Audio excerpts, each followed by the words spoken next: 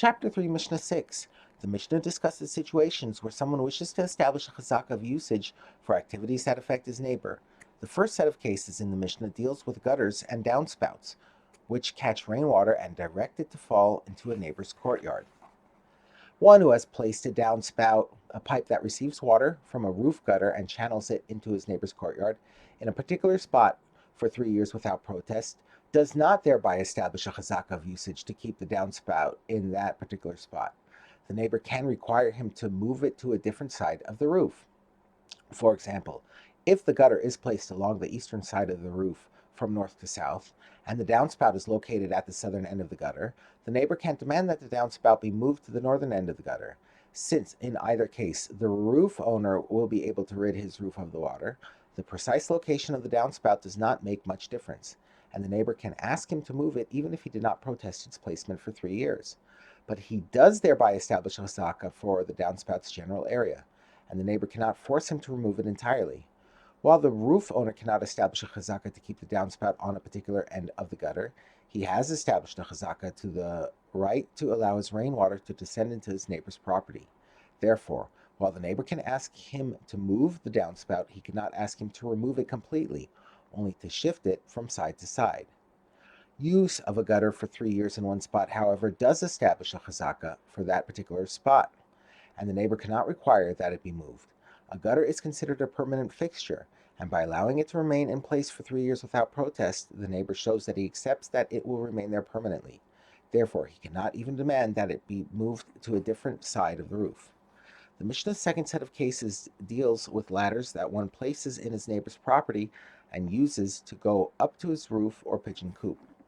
A small Egyptian ladder does not establish a chazaka even if it is left in place for 3 years in a neighbor's yard, and the neighbor may demand its removal whenever he wishes.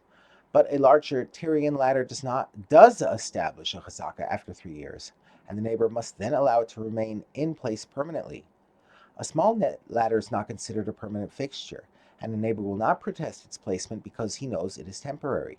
Therefore, even if it remains in place for 3 years, no chazaka is established. Placing a large ladder, however, is a more permanent act, and if a neighbor allows it to remain in place for 3 years, he cannot ask that it be removed afterward. The Mishnah's third set of cases deals with windows that overlook a neighbor's property, which can sometimes cause a loss of privacy in the neighbor's courtyard.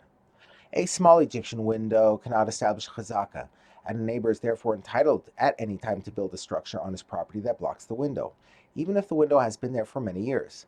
An Egyptian window is so small, see Mishnah below, that one could not stick his head into its opening. Therefore, even if it overlooks a private courtyard, there is little concern for loss of privacy. While the neighbor can protest its opening if he wishes, as he could claim that he's concerned that the window owner will stand and look through even a small opening, the fact that he did not protest proves nothing, and he can claim that he was not concerned about such a small window because it was not harming him at all. Therefore, even if the window has been in place for many years, the neighbor can block it with a structure of his own. But a larger Tyrian window does establish a chazaka, and once that chazaka has been established, the neighbor may not block the window with any construction. A large window is a permanent installation. It also gives the owner the ability to see into a neighbor's property very easily. Therefore, the neighbor should have protested its opening, and if he does not, a chazaka is established. The Mishnah explains the difference between an Egyptian window and a Tyrian window.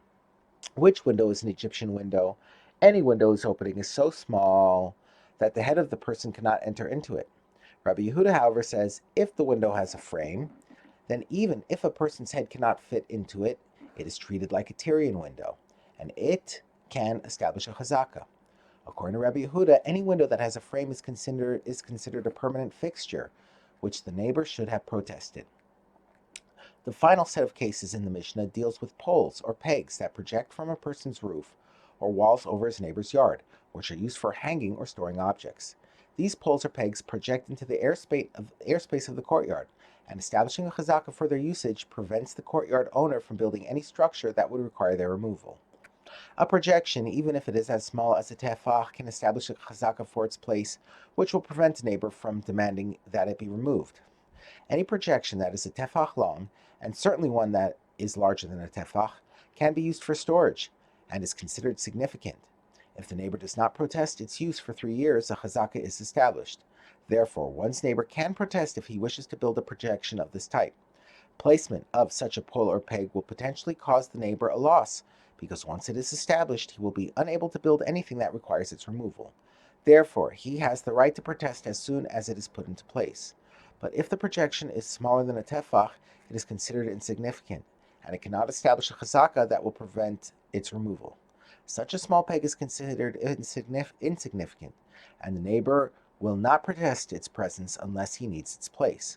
His failure to protest, even for many years, will not establish a chazaka.